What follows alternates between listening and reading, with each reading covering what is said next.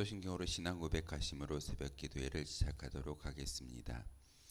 나는 전능하신 아버지 하나님 천지의 창조주를 믿습니다. 나는 그의 유일하신 아들 우리 주 예수 그리스도를 믿습니다. 그는 성령으로 잉태되어 동정녀 마리아에게서 나시고 본디오 빌라도에게 고난을 받아 십자가에 못 박혀 죽으시고 장사된 지 사흘 만에 죽은 자 가운데서 다시 살아나셨으며 하늘에 오르시어 전능하신 아버지 하나님 우편에 앉아 계시다가 거기로부터 살아있는 자와 죽은 자를 심판하러 오십니다. 나는 성령을 믿으며 거룩한 공교회와 성도의 교제와 죄를 용서받는 것과 몸의 부활과 영생을 믿습니다. 아멘. 찬송가 286장입니다. 찬송가 286장.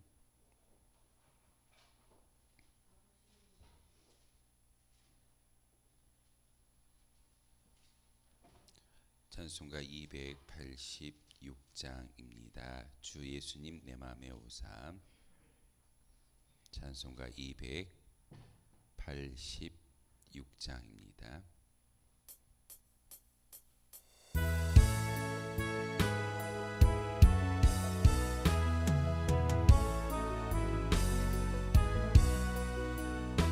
주 예수님 내 맘에 오사 날 붙들어 주시고 내 마음에 새 힘을 주사 늘 기쁘게 하소서. 사랑의 주 내 마음속에 찾아오사 내 모든 죄 사하시고 내 상함만 고치소서. 주 예수님 내 맘에 오사 날 소원 다하시고 내 무거운 짐 맡아주사 참 평안을 주소서. 사랑의 주 내 마음속에 찾아오사 내 모든 죄 사하시고 내 상함만 고치소서.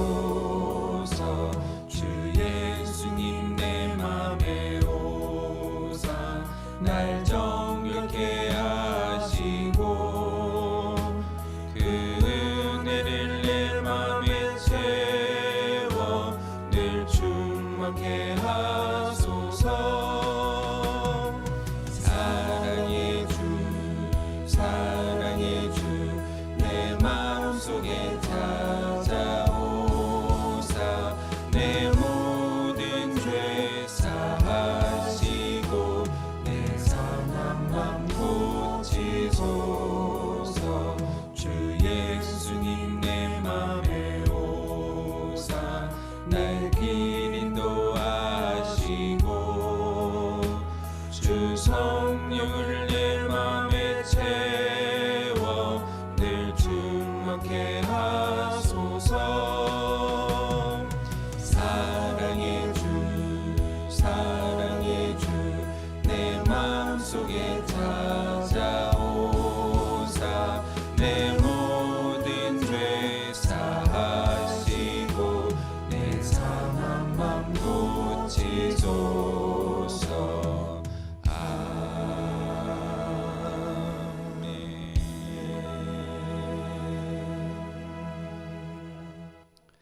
함께 보실 하나님의 말씀 마가복음 9장 2절에서 13절까지의 말씀 보겠습니다. 마가복음 9장 2절에서 13절까지의 말씀입니다. 한 절씩 교독으로 하나님의 말씀 받들어 읽겠습니다. 엿새 후에 예수께서 베드로와 야고보와 요한을 데리시고 따로 높은 산에 올라가셨더니 그들 앞에서 변형되사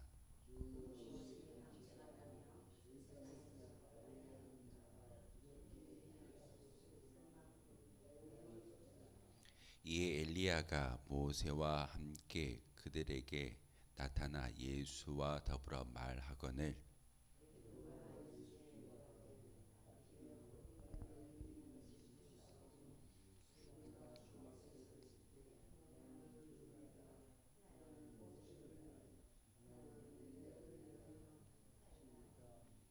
이는 그들이 몹시 무서워하므로 그가 무슨 말을 할지 알지 못함이더라.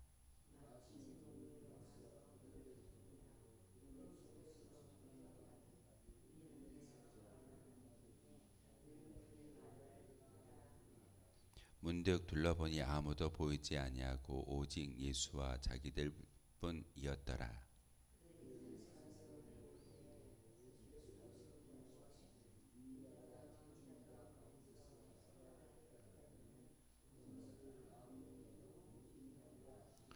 그들이 이 말씀을 마음에 두며 서로 문의하되 죽은 자 가운데서 살아나는 것이 무엇일까 하고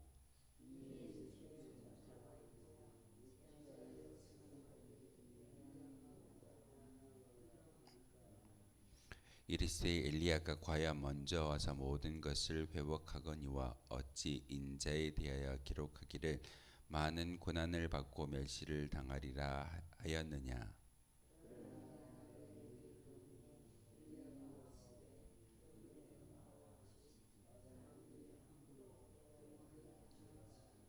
아멘. 오늘 우리가 함께 읽었던 마가복음 9장 2절에서 13절의 말씀은 변화산에서 예수님께서 변모하시는 그런 모습을 제자들에게 보여주었습니다. 베드로와 야고보와 요한에게 세 명의 제자에게 예수님의 변형된 모습을 보여주는 귀한 사건이 오늘 본문의 이야기입니다. 어제 우리 새벽에 함께 읽었던 말씀 가운데 가이사랴 빌립보 지방에 가서 판신전을 보고 그곳에 그 많은 사람들이 예수님 어떻게 생각하는지 질문합니다. 세상의 사람들이 나를 누구라 하더냐? 더러는 모세요 엘리야요 죽었던 세례 요한이 다시 살아났다라고 이야기합니다라고 그렇게 제자들이 대답을 합니다. 그래서 예수님께서 그 제자들에게 그러면 너희는 나를 누구라 하느냐? 그때 바로 베드로가 주는 그리스도시요 살아계신 하나님의 아들입니다라는 거룩한 신앙 고백을 하게 되어집니다.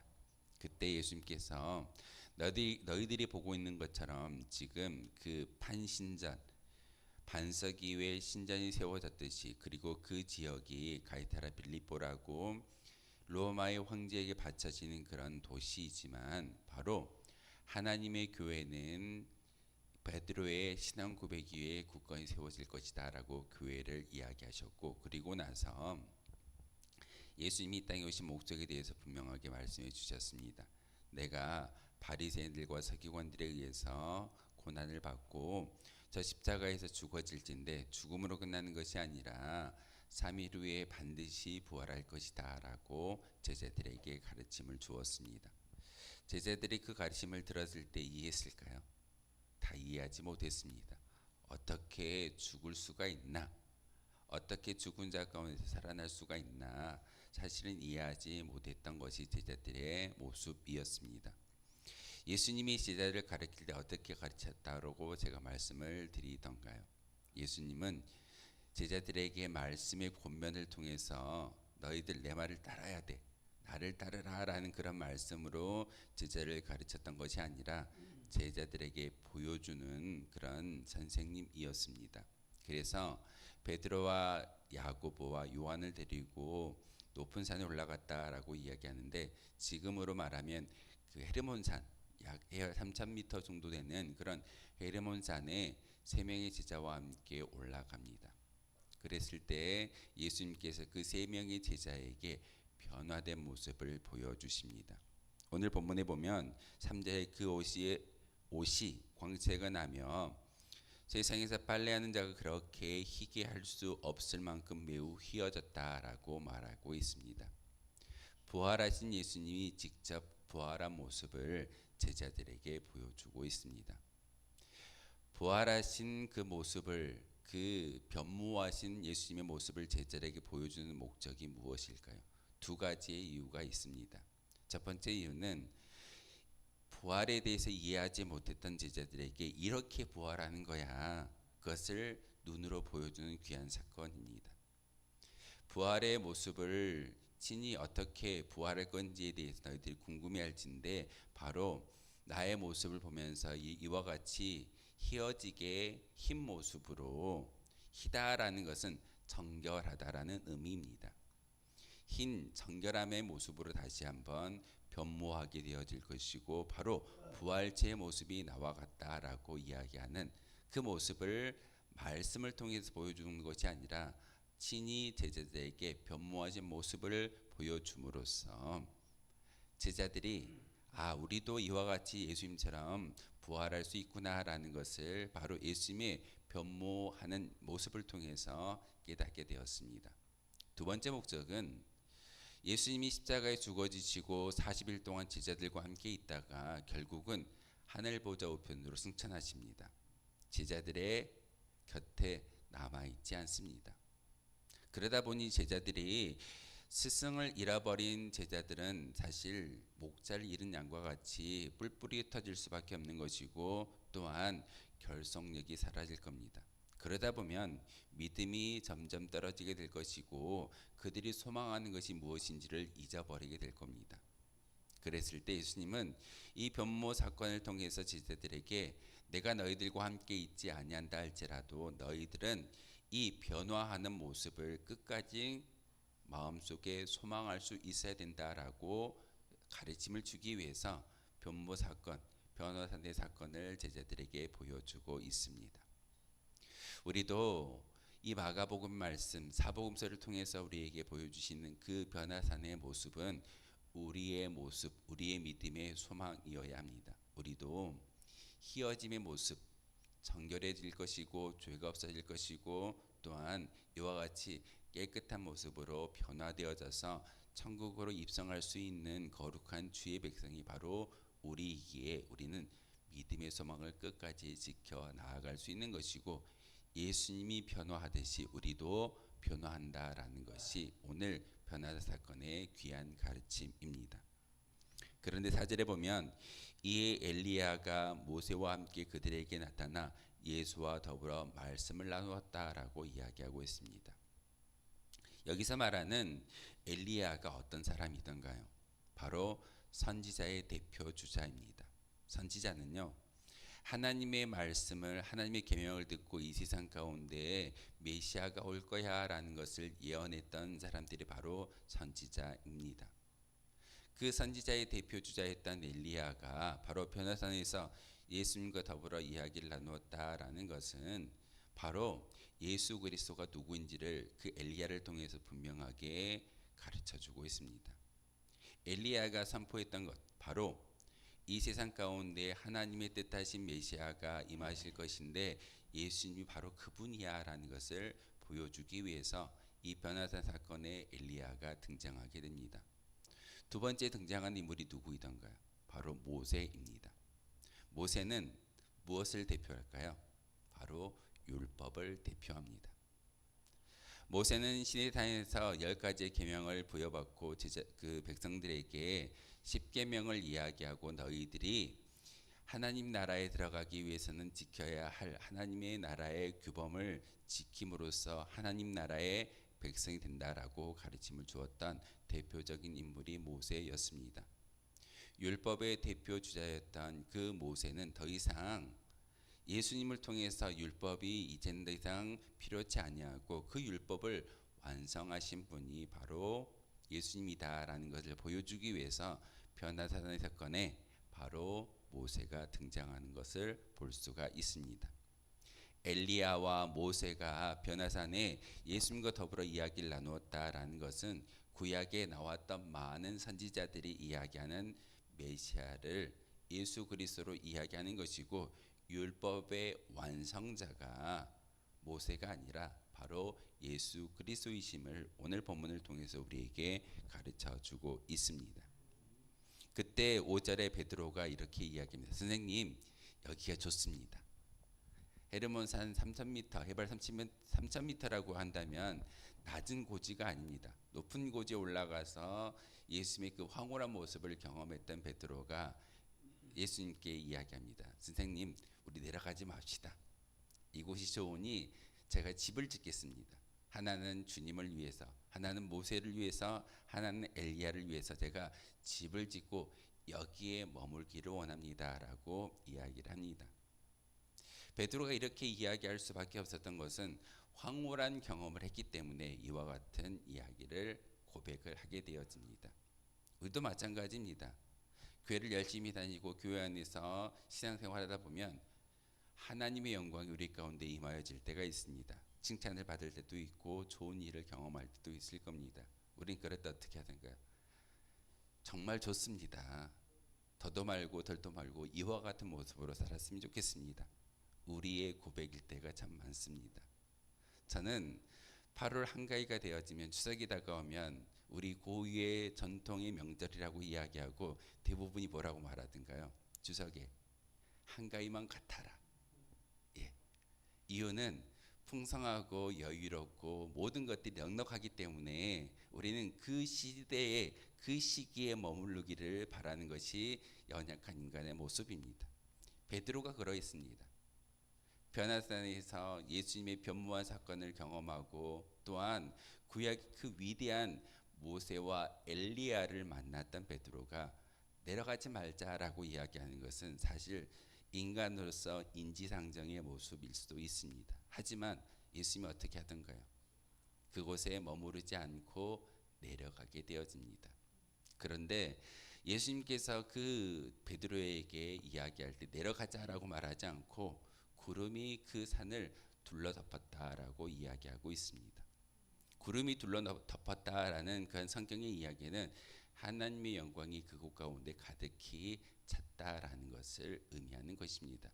구름 가운데 말씀이 있는데 오늘 본문을 통해서 7절에 구름이 와서 그들을 덮으며 구름 속에서 소리가 나되 이는 내 사랑하는 아들이니 너희는 그의 말을 들으라 하는지라. 저는 구름이라는 단어를 생각할 때마다 우리 운천교회가 참 은혜로운 이름을 가지고 있는 교회다라는 것을 제가 말씀을 드릴 수밖에 없습니다. 왜냐하면 분명히 우리 운천교회의 시작점도 구름운입니다. 하나님의 영광이 가득 찬 그런 지역에 하나님의 영광을 바라볼 수 있는 믿음의 신앙인들이 모여서 예배당을 세웠고 또한 그 예배당에서 하나님께 예배하고 있기에 바로 이 자리가 천국일 줄 믿습니다. 그냥 앞에 흐르는 삼진강이나 이 천의 이야기가 아니라 우리는 하늘을 소망할 수 있는 하늘의 백성들입니다. 그러기에 운천교회는 구름이 가득한 하나님의 영광이 가득한 천국이 임한 교회다라고 여러분 해석하고 믿어야 할 줄 믿습니다. 오늘 구절을 통해서 그들이 산에서 내려올 때 예수님께서 경고하시되 인자가 죽은 자 가운데서 살아날 때까지 본 것을 아무에게도 읽지 말라라고 이야기하고 있습니다. 왜 그렇게 하던가요? 예수 그리스도가 변모한 사건을 많은 사람들에게 이야기하면 이제는 하나님의 영광을 바라보아야 할 백성들이 예수님을 주목하기 때문에 예수님이 이렇게 경고의 말씀을 제자들에게 하고 있습니다. 내가 중요한 것이 아니야. 예수님이 중요한 것이 아니라 예수님은 메시아의 역할을 감당하기 위해서 이 땅에 오신 것이지 우리가 예배하고 우리가 경배해야 될 대상은 바로 하나님 아버지임을 예수님은 분명하게 우리에게 가르쳐 주고 있습니다. 그렇게 우리의 삶 가운데 예수 그리스도의 영광을 드높이는 것이 우리의 참된 제자의 모습이겠지만 예수님은 철저하게 공생의 기간 가운데 예수님의 영광을 드러냈던 것이 아니라 하나님의 영광을 드러냈던 분이었음을 우리에게 보여주고 있습니다. 우리도 그와 같이 믿음의 고백으로 살아갈 수 있어야 됩니다. 우리의 인생을 자랑하는 것이 아니라 나의 영광을 세상 가운데 드높이는 것이 아니라 나를 통하여 하나님이 자랑되어지고 예수님이 자랑되어지고 성령님이 자랑되어질 때만이 진정한 제자의 모습이고 하나님 나라의 백성의 모습일 줄 믿습니다. 6절의 말씀에 보면은 8절이죠. 8절의 말씀에 보면 문득 둘러보니 아무도 보이지 않고 오직 예수와 자기들 뿐이었다라고 말하고 있습니다. 왜 변화산의 사건이 길게 이어지지 않을까요? 그리고 구름이 그 산을 둘러덮었을 때 결국은 모세와 엘리야는 사라져버리고 예수님과 제자들만이 그 산 가운데 머물러 있음을 이야기하고 있습니다. 이 말씀의 의미는 무엇일까요? 바로 이제는 선지자의 시대도 지나가 버렸고, 그리고 구약의 율법을 지키는 율법 시대도 지나가 버렸고, 이제는 예수님을 통해서 은혜의 시대이고 복음의 시대임을 분명하게 가르쳐주고 있습니다. 그러면서 이제는 모세와 엘리야가 중요한 것이 아니라 오직 예수와 그 사람들만 남았다라는 것은 바로 복음을 위해 남겨진 자가 바로 제자들인 것을 우리에게 가르쳐주고 있습니다. 우리는 이 세상에 남겨진 자입니다. 여러분이 예배를 드리고 기도하고 복음을 들은 먼저 믿은 백성이긴 하지만 하나님은 여러분을 이 세상 가운데 복음을 위하여 남겨진 자로 세워주셨습니다. 그러기에 예배하는 것이고 그러기에 기도하는 것입니다. 우리는 다시 한번 오늘 말씀을 통해서 엘리야를 이야기하는 제자들, 그리고 엘리야가 이 땅에 왔지만 이 땅에서 고난을 받다가 결국은 예수님의 길을 준비하다가 죽음에 이르렀던 세례자 요한을 이야기하고 있습니다.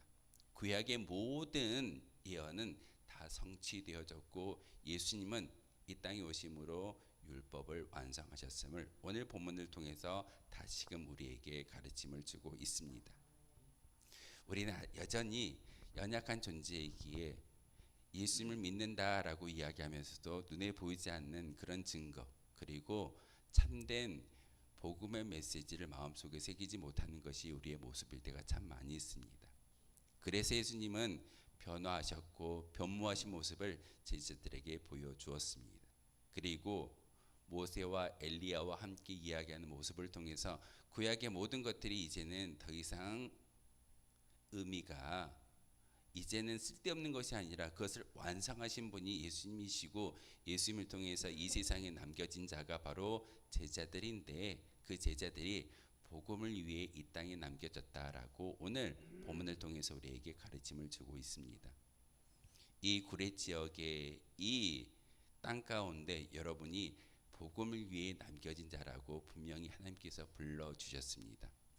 예수 그리스도의 빚값으로 세우신 이 운천 제단을 통해서 여러분이 예배할 수 있는 예배자로 부름 받았는데, 단지 부름 받은 그 이유는 오늘 말씀 가운데 세상에 남겨지기 위해서, 세상에 복음을 전하기 위해서 이 땅 가운데 예수님의 증거자로 남겨졌다는 사실을 항상 기억하기를 부탁을 드립니다. 우리에게 시간이, 우리에게 인생이, 우리에게 생명이 주어졌습니다. 그 생명을 하나님을 위해 쓸 수 있는 저와 여러분 되어 주시기를 주님의 이름으로 소망하겠습니다. 기도하겠습니다. 거룩하신 주님, 참으로 감사를 드립니다. 오늘도 귀한 말씀 가운데, 귀한 음성 가운데 기도할 수 있는 은혜를 주시고 예수 그리스도의 귀한 가르침을 깨달아 알 수 있게 도와주시오니 참으로 감사를 드립니다. 하나님, 변화산의 사건을 통하여서 우리에게 친히 가르침을 주셨고 소망을 주셨으며, 우리 또한 이와 같이 예수님처럼 변화되어지며 부활의 소망을 가지고 살아갈 수 있는 은혜를 주셨음을 오늘 말씀을 통해서 깨닫게 하셨습니다. 하나님, 그 소망 가운데 살아가는 저희들의 마음 가운데 특별히 많은 사람들에게 복음을 위해 남겨진 자임을 항상 기억하는 거룩한 시간 되기를 소망합니다. 하나님, 이 시간 기도할 때 그 복음을 위해서 우리의 생명을 드리고 시간을 드리고 인생을 드린다라는 그런 믿음의 결단이 있게 하시고, 다시 한번 기도할 때 그 결단에 힘 줄 수 있는 성령의 충만함이 우리 가운데 있기를 소망합니다. 하나님, 다시 한번 우리의 기도에 귀 기울여 주시고 응답하여 주시고, 다시 한번 우리의 심령 가운데 거룩한 영 성령의 충만함을 허락하여 주옵소서. 예수 그리스도의 이름으로 기도하옵나이다. 아멘. 하늘에 계신 우리 아버지, 아버지의 이름을 거룩하게 하시며 아버지의 나라가 오게 하시며 아버지의 뜻이 하늘에서와 같이 땅에서도 이루어지게 하소서. 오늘 우리에게 일용할 양식을 주시고 우리가 우리에게 잘못한 사람을 용서하여 준 것 같이 우리 죄를 용서하여 주시고 우리를 시험에 빠지지 않게 하시고 악에서 구하소서. 나라와 권능과 영광이 영원히 아버지의 것입니다. 아멘. 오늘 말씀을 생각하며 기도하도록 하겠습니다.